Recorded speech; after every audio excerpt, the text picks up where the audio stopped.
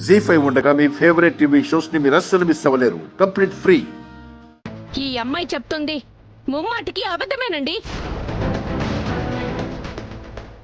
కావాలనే నా కొడుకుని దోషగా నిలబెట్టింది. ఊరందరి ముందు వాణ్ణి అవమానించాలని ఆ సుభద్ర, దాని తమ్ముడు మాధవ కంకణం కట్టుకున్నారండి.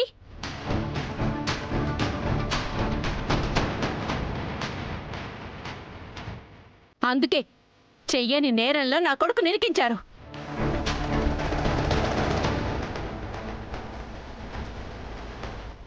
నేను చెప్పింది అబద్ధమో నిజమో తెలియాలంటే ఆ కాతమ్మ గారిని అడగండి. మా ఇంట్లో ఏం జరిగిందో ఆవిడే చెప్తారు.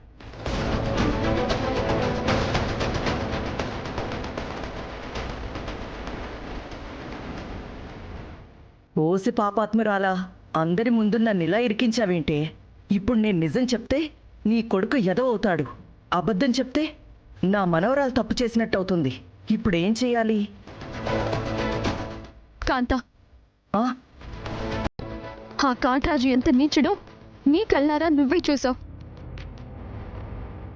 చెప్పు కాంత, ఆ దుర్మార్గుడు సుభద్రకి చేయబోయిన అన్యాయం గురించి ఊరి జనానికి, అటు ఊరి పెద్దలకి అందరికీ అర్థమయ్యేలా చెప్పు కాంత. అది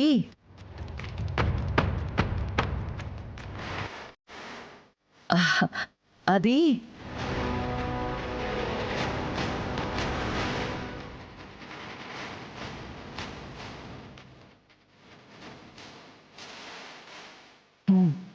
నీ భయం నాకు అర్థమైందే. నీ కొడుకు పరమ దుర్మార్గుడు, నీచుడు. అది బయట పెట్టానంటే జరగబోయే ఎన్నికల్లో నువ్వు నాకు సపోర్ట్ చెయ్యవు, నాకు ఒక్క ఓటు కూడా పడనివ్వవు. ఇప్పుడు ఏం చెయ్యాలి భగవంతుడా? నా మనవరాలి కోసం రాజకీయాలని త్యాగం చెయ్యాలా, లేదంటే రాజకీయాల కోసం నా మనవరాలి నిజాయితీని త్యాగం చెయ్యాలా?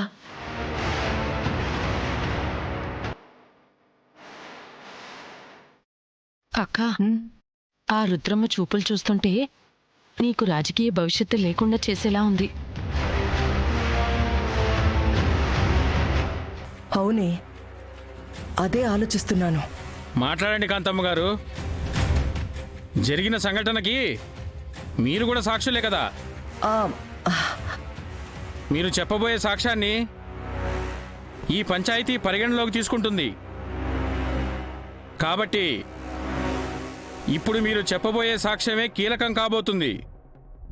చెప్పండి, ఈ కాట్రాజు ఈ సుభద్ర మీద చెయ్యి వేశాడా? ఆమెతో అసభ్యకరంగా ప్రవర్తించాడా?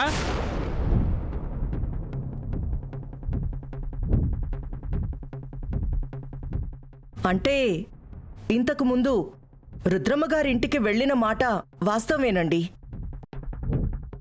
జరిగిన సంఘటన మాత్రం నా కళ్ళతో నేను చూడలేదండి.